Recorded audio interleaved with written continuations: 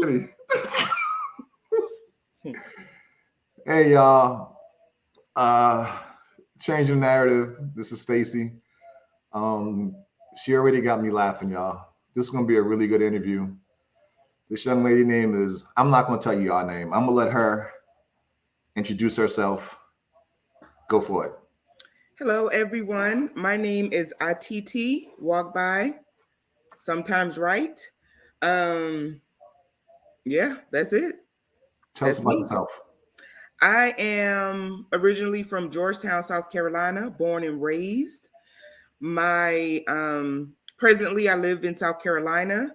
I am an author, a speaker, and I do an array of things. I'm a mom. I am just all of the things. I'm a vibe. That's me. You're a vibe. I'm a vibe. VIBE. I didn't ask you to spell it for me. So you know what? I've heard people say that before. They're a vibe. What does that mean? Well, I take it very personally that I am a vibe. And let me just go ahead and do this disclaimer. I am very country. So y'all just bear with me and substitute the words wherever it needs to be. But I think a vibe is, for me, someone that is the life of the party. So hence my name. The meaning of my name is someone popular. My father named me. It is an African name. And the meaning of Atiti is someone popular. So I'm the vibe. I'm the life of the party. Oh, okay, okay, Mhm. okay. Well, since you mentioned your father, I got a question for you then. Were you raised traditional African ways? I was raised, so it's a two part to that because my mother is from Georgetown, South Carolina. She's an American, and my father is from Nigeria, West Africa. And I was raised with a little bit of mom, and I was raised a little bit with dad. But basically, because my father was the head of the household, we inherited more of the African, aka Nigerian ways. Okay, that's Mm-hmm. a good answer. That's a good answer. Well, growing up, did you feel any different being that you was African in America? Growing up initially,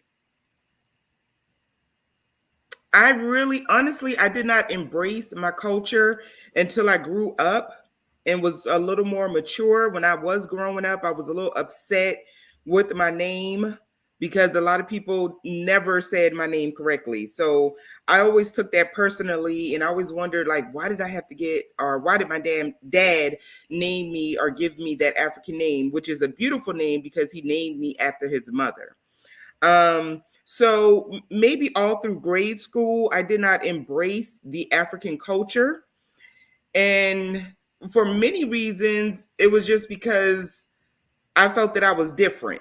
So I was the one that came home. I'll never forget, I came home one day. I think I was in like middle school and I was crying. I was all over the place because someone called me an African booty scratcher.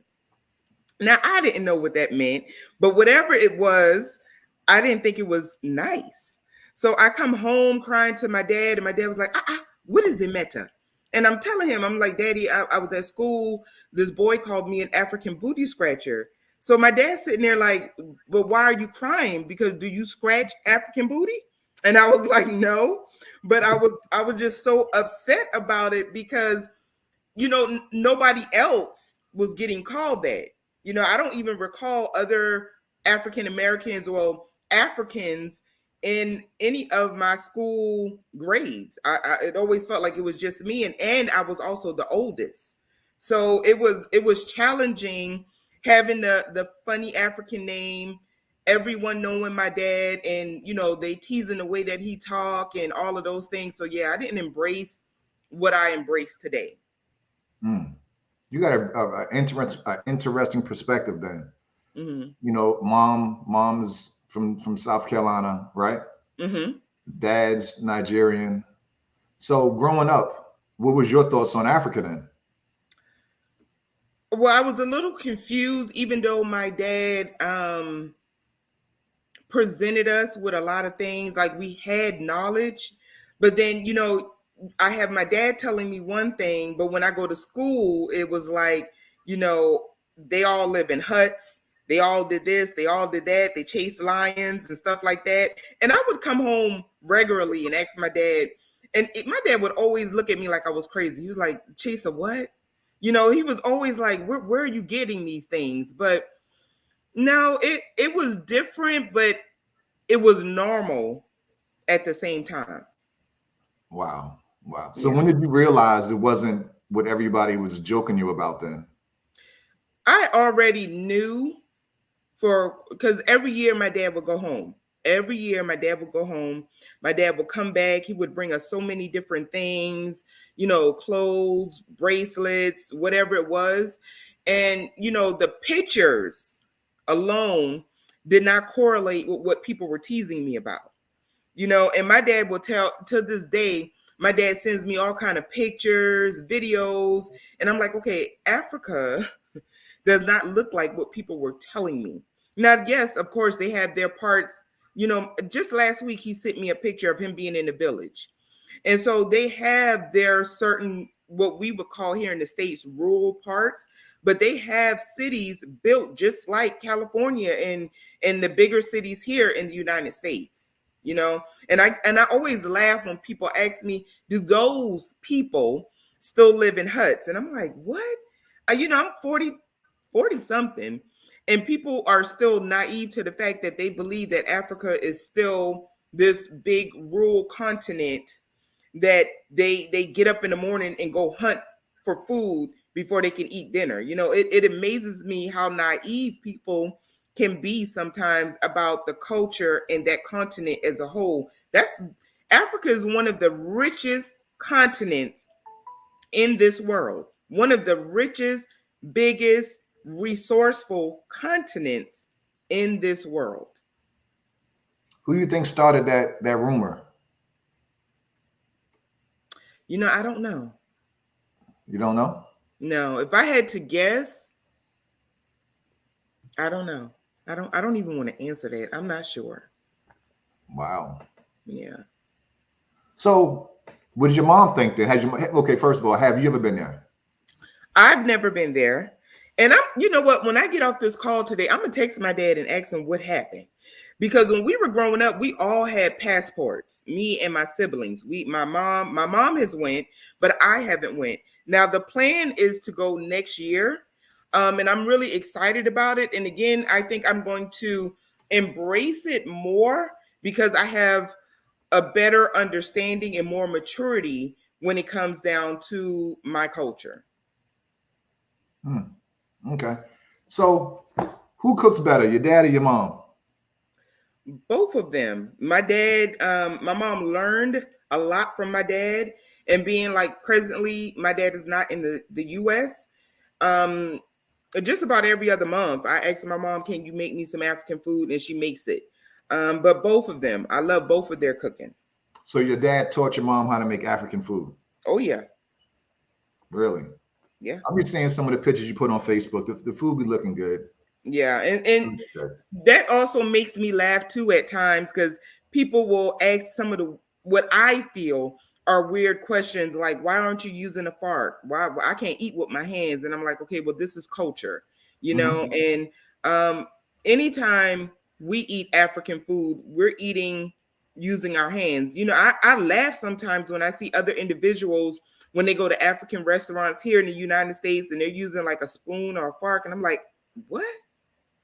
Um, because we grew up, my dad would just get a big plate, put the stew there, if whether we were having farina, and in their culture, one hand is for eating and the other hand is for drinking water.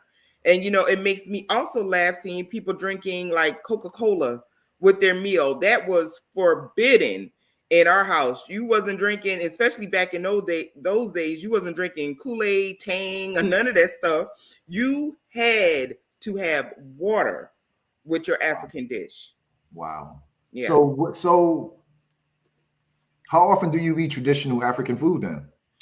I eat African food when my mom cooks it. A lot of times when my mom cooks, like I said, my father is he's not in the States, but I'm telling you, when he cooks, it's a wrap. I eat it a lot. I've never been to an African restaurant.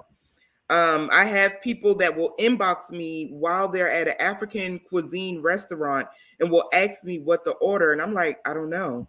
And they're like, why don't you know? And I'm like, because I've never been to an African restaurant. And they're like, why haven't you? Because I grew up with an African father, so there was never a reason for me to go to an African restaurant.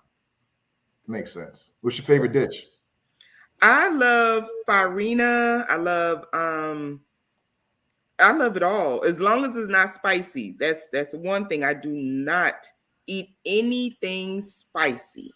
And so my dad always prepared along with my mom. They always make sure whenever they're preparing it that it's not spicy. So explain what that dish is.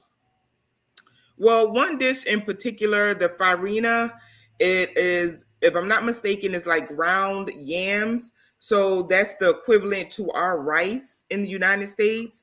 And then the actual stew is just like our gravy in our stew chicken here in the States. It could have anything from gizzards to chicken breast to curry goat. Now, my mom do not play with goat, but my dad makes a mean curry goat stew. Okay, and he has everything is in there. Everything is in there. Or different kinds, chunks of meat, beef. You know, okra. My dad always put okra in his stews. I love okra, and so it's like so many different things. And then I also believe that my dad puts his own spin on things because he came into the states and became a gourmet chef. So he puts a lot of his own spin on his African cuisines and stuff like that. Okay. I want to go off topic a little bit. Tell us about your book and some of the work you've done. You sorry, Well, your books. Your books. yeah, my books, my books. So I have several books. I'm in the process of publishing my fourth book, but I had my very first publishing project is a fiction novel based out of my hometown, Georgetown. All of the characters are fictional, and that was my pride and joy. And then I have a couple of self-help books because I am an author, a motivational speaker. um the self-help books are fine, but I really enjoy using and utilizing my creative side and my imagination. So I consider myself to be more of a fictional author. I've hosted events, several events for the past several years since 2013. But as everyone know, we been in a pandemic, so I had to limit what I can do. I was successful in hosting an international retreat last year, so there's a lot of things that I do, but overall I just love helping people reach and meet their full potential. So that's, I don't know, that was a lot of words, my No, you goodness. good. You good. You good. Who was your retreat at last year? Jamaica. How many people turned up? 11. Is that good? That was good for me in the midst of a pandemic. It was scary because right before we were leaving, our president signed a treaty that once you leave internationally, you had to take a COVID test before you return. And if you didn't pass your COVID test, you would have to stay in that native country for 14 days. And, that is scary because you can go to this beautiful resort, but if you tested positive, they were going to take you somewhere else. So being in charge, and I won't say in charge, but being ultimately responsible for those lives that come with me was scary. It was close to the holidays, so it was a little more nerve wracking, but it was a success. That's good. That's good. So you got 4 books. Yes, Can people buy your books? And they where can they buy it can. from? Everything is on Amazon unless people desire an autographed copy. But right now, me and my team are in the midst of a revamping, as I was telling you before pre-show. So we're doing a lot of different things to meet the need now because the world has shifted a great deal due to the pandemic. And there's so many different things that's going on right now. So we want to meet people where they are. And I think as an entrepreneur, I as an entrepreneur strive to do X, Y, and Z, what I thought was good at that moment. And it may have worked at that moment, but we're in a different dimension now. So again, I'm revamping, but everything is on Amazon. And trust me, not too many people have my name, so I'm very, very easy to find. Okay, and in the chat, can you like type in where they can find it at on Amazon? Sure. Do you know where that's at? Yes, but I don't have access to the chat. I can see the chat, but I don't have access to type. Okay, don't worry about it. I'll take care of it later then. Okay. Okay. So tell me one story that your dad told you about Nigeria, good, whether good or bad. But you know what? Give me a good and a bad. So one thing about my dad, he is never going to give you the bad of Nigeria. When I tell you that man loves his country, you would think, like, when I was growing up, I never forget, I was watching this movie, Splash. And it was with Tom Hanks, I think, and somebody else, but the woman was a mermaid. They were based out in New York. And I was like, God, I would love to see a mermaid one day. And I was younger. And my dad, he came to me, he was like, we have nothing but mermaid and unicorn in Africa. Everything is there. And and I was like, God, that is amazing. I can't believe they have mermaids. And for years, I believed that there were mermaids and unicorns in Africa, and it could possibly be. But like in real life? In real life, yeah. Because I'm gonna tell y'all, anytime my dad said something, it was gold to me. Today, it is still gold to me. I believe and trust everything that African man says. I love him with all my heart. So if my dad says that he saw a mermaid and we're on the phone tomorrow, trust me, I'm going to believe it. But him speaking poorly about Africa, oh, no. Nothing. I've never heard anything bad about Nigeria or anything in Africa. My dad paints it as roses, dandelions, and butterflies. He does not disrespect his country at all. He believes in it. Nice. Yeah. I'm still waiting for you to answer the question, though. What's the question? Something good your dad told you about Nigeria. I just told you something good. The damn mermaid. You just said. Okay, that's your answer. That is my answer. I'm telling you that I told you that the mermaid. I still believe in the mermaid to this day. And again, he never talks bad about Africa. If anything, my dad is doing all he can to make sure that I thrive in Africa next year when it comes down to businesses. My dad is always, telling me, you are international, you already African, this is your country. When you're ready, this is what you need to do. This is how you need to do it. You have the best of both worlds. So no, nothing ever bad about Africa. And I hope to go see some mermaids. Okay. Whew. Okay, since we all know already that you've never been to Nigeria. So if you had one place to visit on a continent besides Nigeria, where would it be and why? It would probably be Australia. No, in Africa. Oh, in Africa. I thought you said other than the continent. Okay, speak clearly. Okay. There were mermaid spottings in South Africa. See? I'm trying to tell you. Come on, Treyway. Probably Kenya. Okay. Yeah. Why? I think I took a fascination with Kenya last year because my virtual assistant was based in Kenya, and she shared a wealth of knowledge with me, just different things. And I was like, that place is, how she painted it is beautiful. And just with my own research, I don't have anything specific on why I would want to go there. I actually want to be able to see several parts of Africa. I don't want it to just be my native land. I want to go all over if possible. That's what I want to do. Okay. Treyway say they don't know about unicorns though.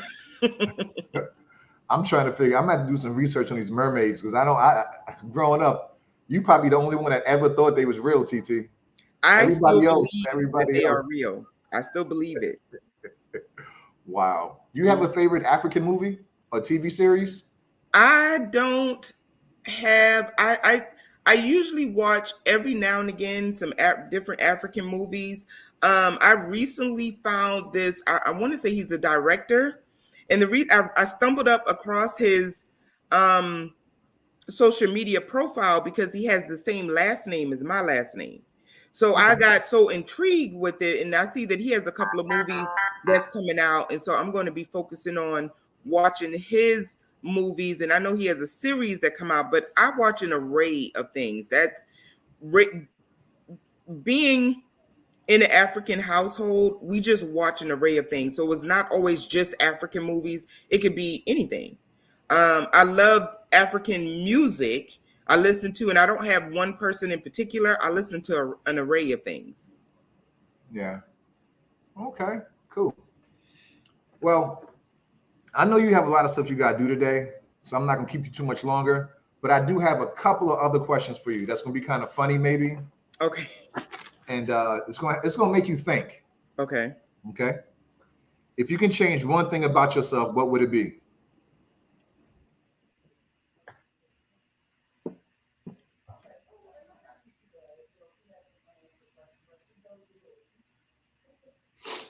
Gee whiz. Want me to come back to that one? Yeah, that's complicated. I'm pretty much fine with myself except my fupa right now. So maybe that's the answer. I Hold would on, hold change on, hold on, hold on. Except your who? my fupa. Your fupa. Yes. I would change that. If you could have dinner with one famous person, living or dead, who would it be and why? It would be Michael Jackson. The reason why is because I just love that man. Um, and I'm gonna make and I think you know this story, but I got my Jerry curl when I was back in the '90s because of Michael Jackson. I had the Michael Jackson LA Gears. I had the Michael Jackson doll baby. I had the red leather jacket. I just loved all things Michael Jackson. So I would love to have had the opportunity to at least go to one of his concerts. And if I could sit down and have a dinner with him, man, that would have made my entire life. I just love all things Michael. Okay. That's a good answer. I know. What's the what's the wildest thing you ever did?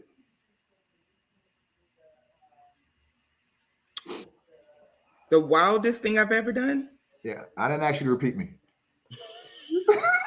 That made me think about my dad. So back in the '90s, when I was in high school, me and Muffy, Muffy, me and Of Muffy, course. we cut school, and because we live so close to Myrtle Beach, we went down to Myrtle Beach, and I decided to get my belly button pierced, and I came home and I asked my dad beforehand. I asked my dad and my mother, and my mom was like, she didn't even pay me no attention. My dad was like, no, no, do not come in here and do that.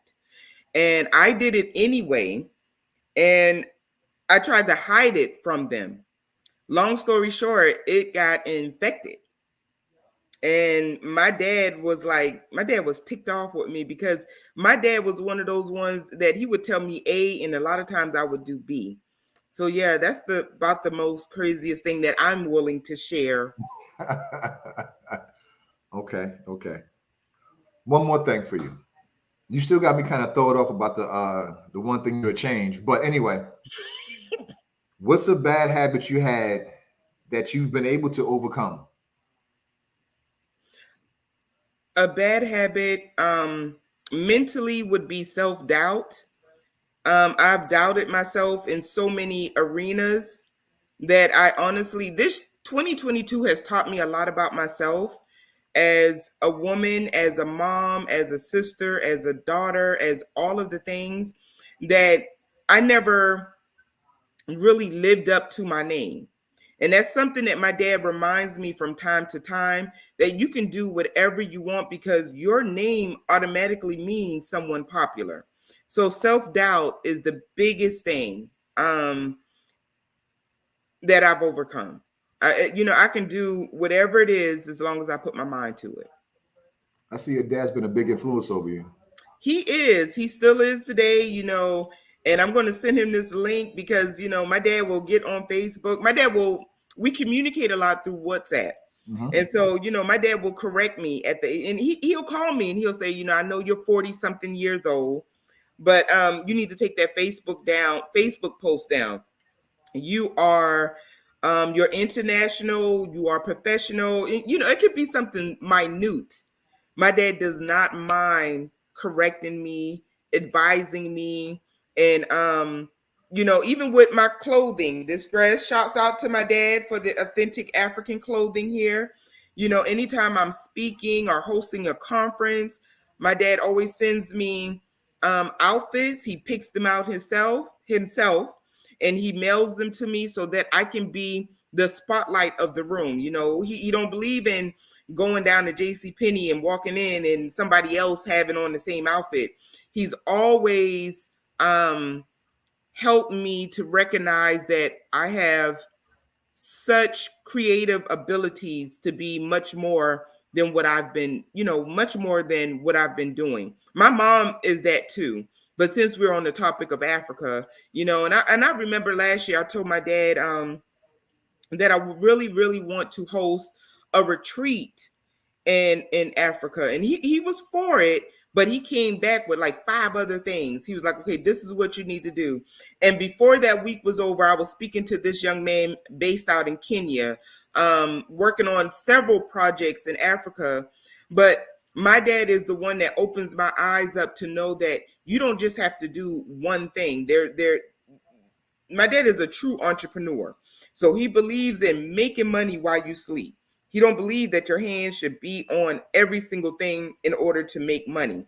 And of course, life isn't all about money, but my dad believes in security. He's been all over the world. He was a gourmet chef. He did not cook. He did not get paid to cook his native food. He was a gourmet chef. So he was flown all over this world to cook for people. He came into this country, and he will tell you he came into this country literally with like a couple of shirts and literally no money. But he would also tell you that my mom was his driving force. My mom was the one who was like, hey, we use deodorant over here. Hey, this is what we do over here. And in no time, my dad was the one in Georgetown walking around in Tommy Hilfiger shirts and Nautica stuff. And, my dad embraced our culture, but he didn't get lost in this culture. And so, yeah, he's a driving force to a lot of things that I do.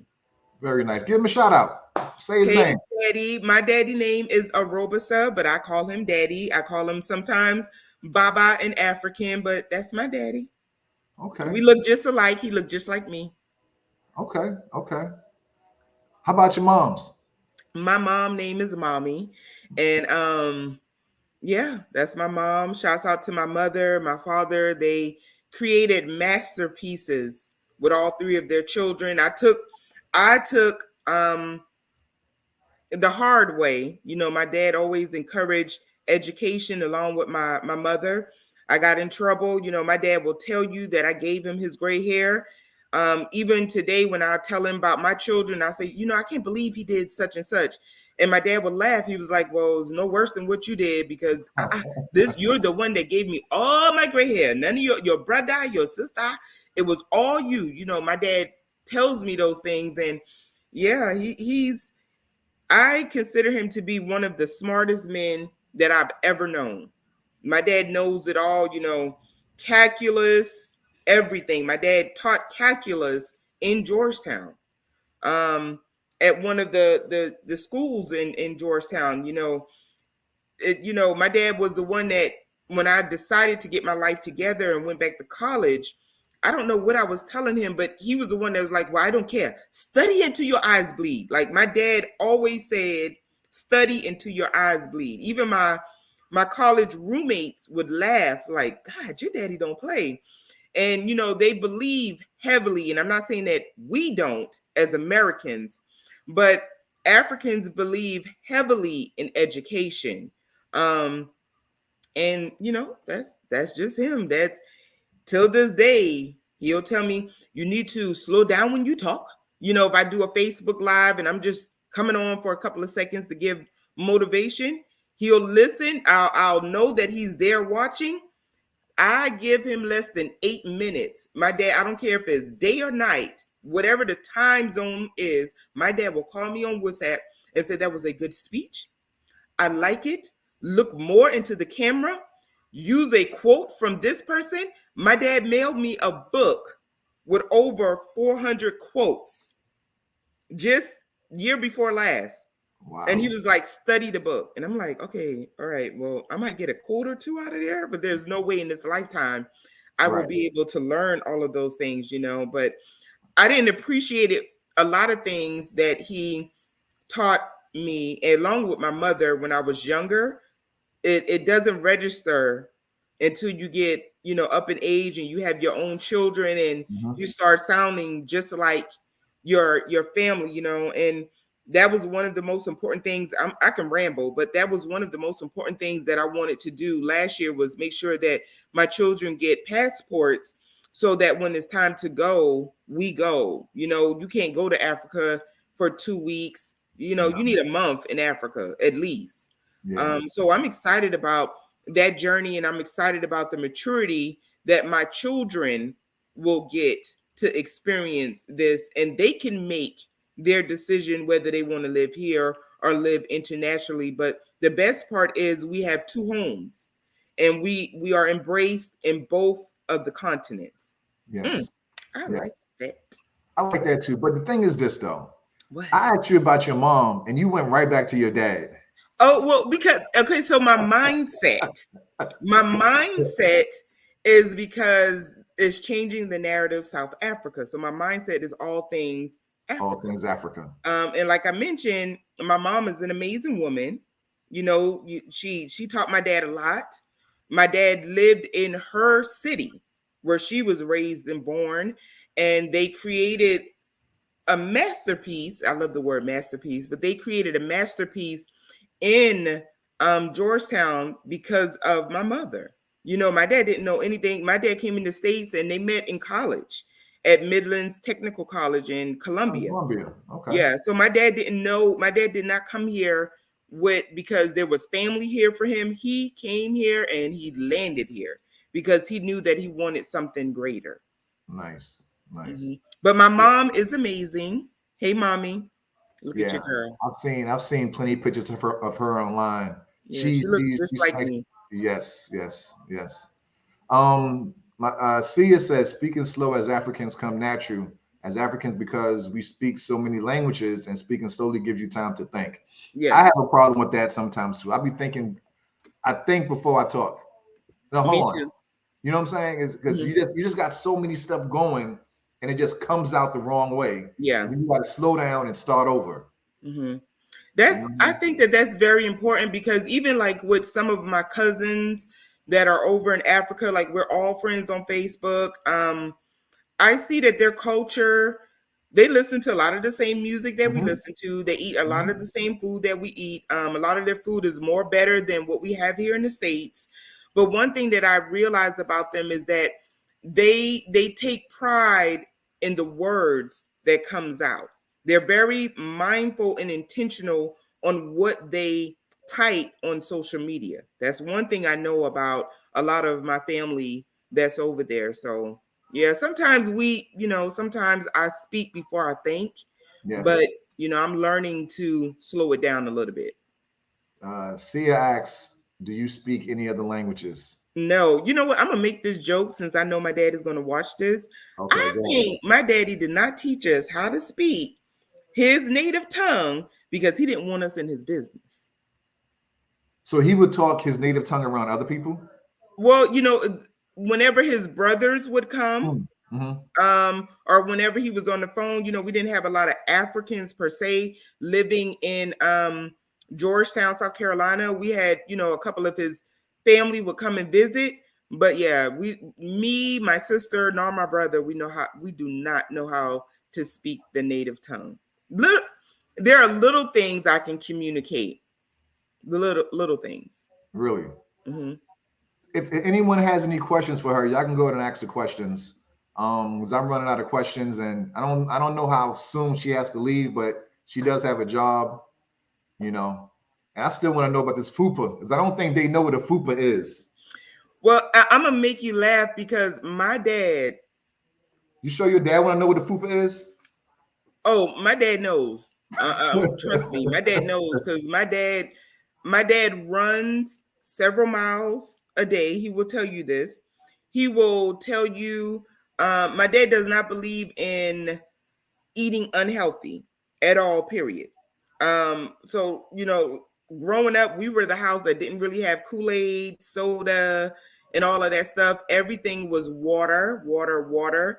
I drank my coffee black today because of my dad. He just believed that those added preservatives is what kills a lot of people. My dad does not have hypertension, diabetes, high blood pressure, nothing. And Wow. I'm sure he can outrun me. But he's a slim guy though, isn't he? He is, and he believes in slimness. He believes in slimness. Okay. I can post meals on Facebook sometimes, and he'll tell me, he'll say, there was too much carb, there was too much gravy, there was too much that it's going to make you big. You will have this, and I can sound like my dad the best.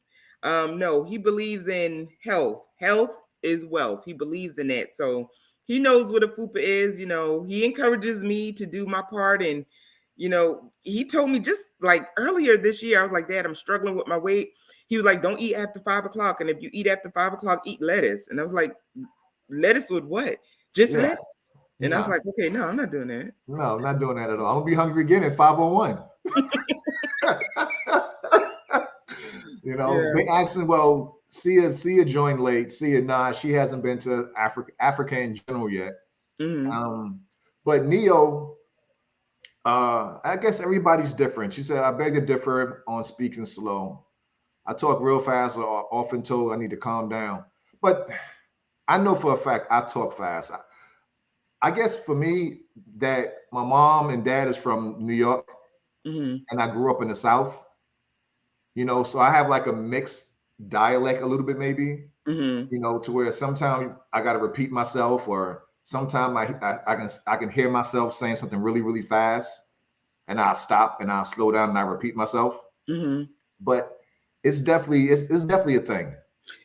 What's funny is that when I was in grade school, probably elementary school, because my dad had a very, very strong accent, they put me in speech therapy because my accent, and the system felt that I should speak more American, being that I was born and raised here. So I had to go through speech therapy. Now I don't remember all of it, but I remember my dad, disapproving of it. Now I do have a strong country accent, and a lot of times when I speak, people ask me if I'm from Jamaica, and I'm like, no, I'm from South Carolina, born and raised. But I do have that Geechee Gullah accent at times, especially when I'm excited. Yeah, and that's what it really is. And we was raised in the country, man. We was raised in the country and we love it. I would not want to be raised in the city. No. That fast-paced life, and the city people are real rude and arrogant, and especially New Yorkers. And I was born in New York, and I hate them. I hate them. They ignorant asses. Oh my goodness. But anyway. Okay, we're going to end this. No one came on, but the last question is this.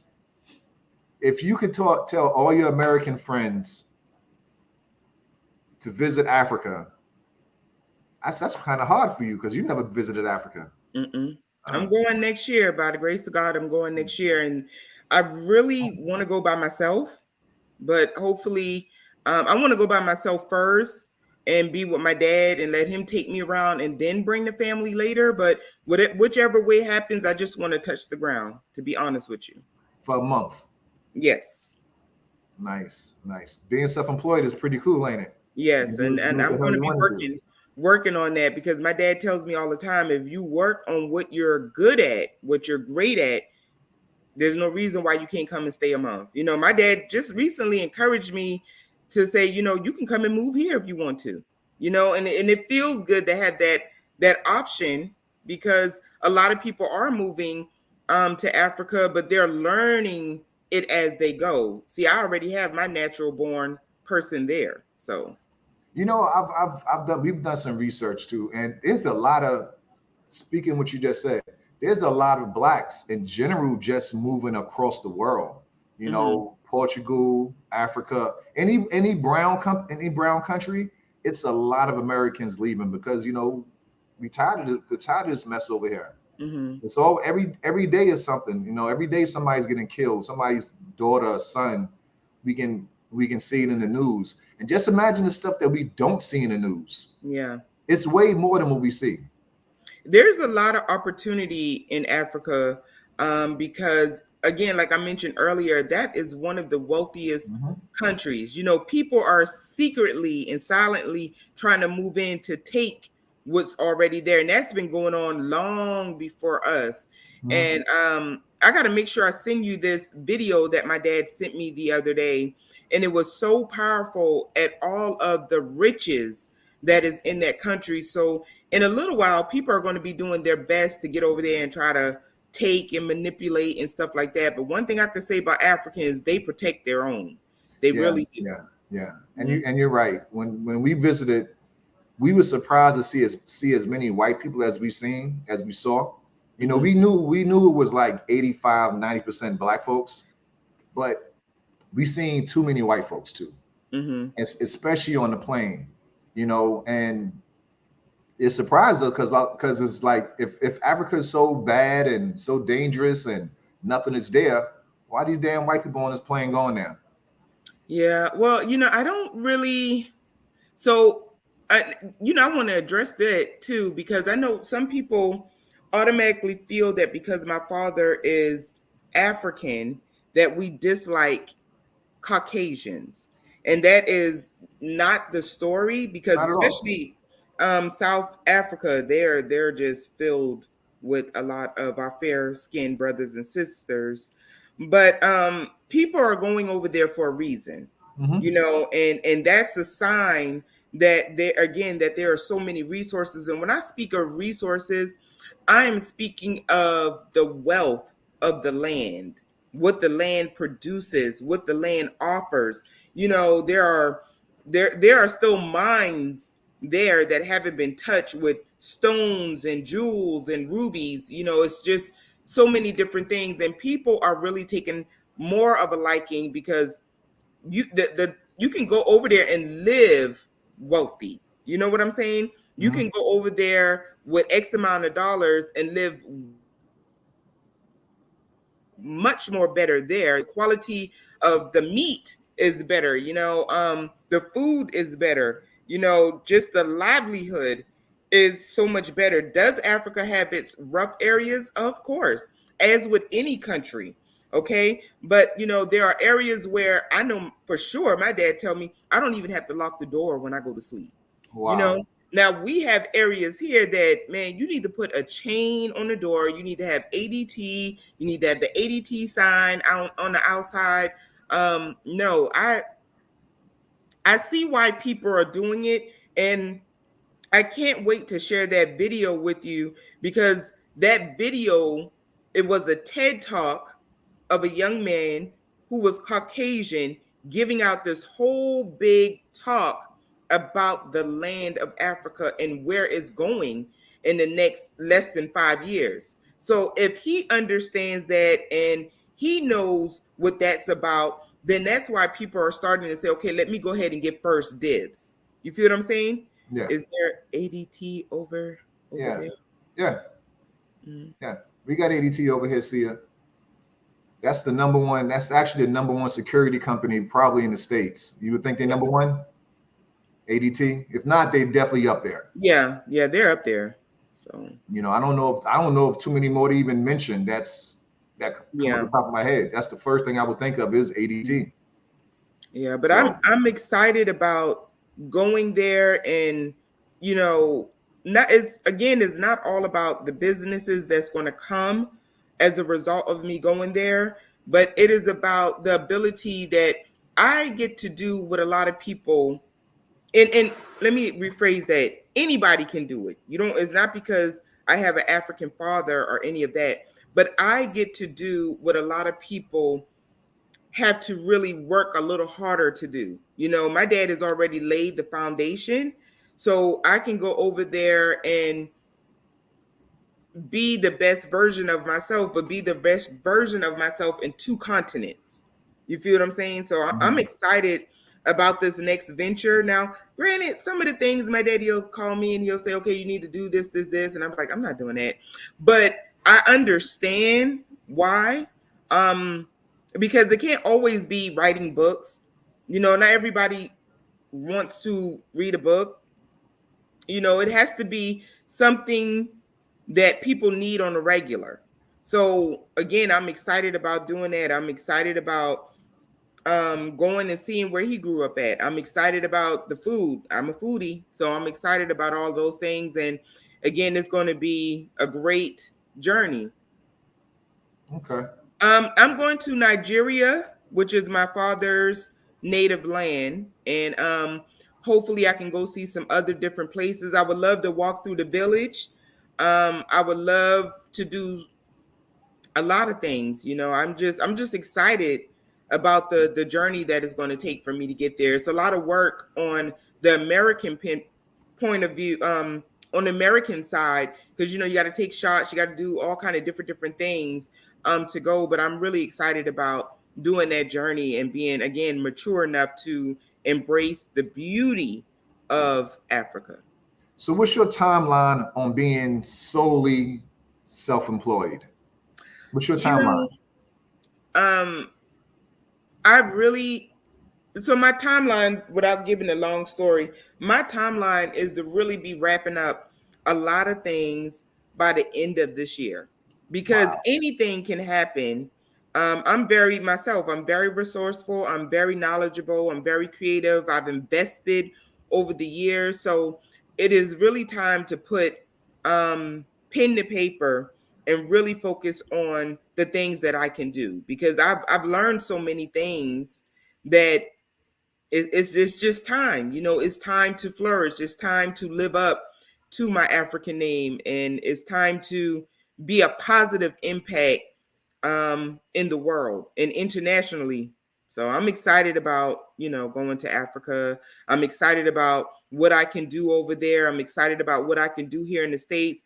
I'm excited about the people that's going to be able to go on this journey with me, because it's not just for me, it's for my community, and it's for my family and friends to be able to embrace this, because not everybody would be able to Hmm. embrace this part of my life. I was trying to read that comment. Yeah, I think you already answered that. Yeah, and I'm already connected to a lot of them via Facebook. Yes, Nigerian.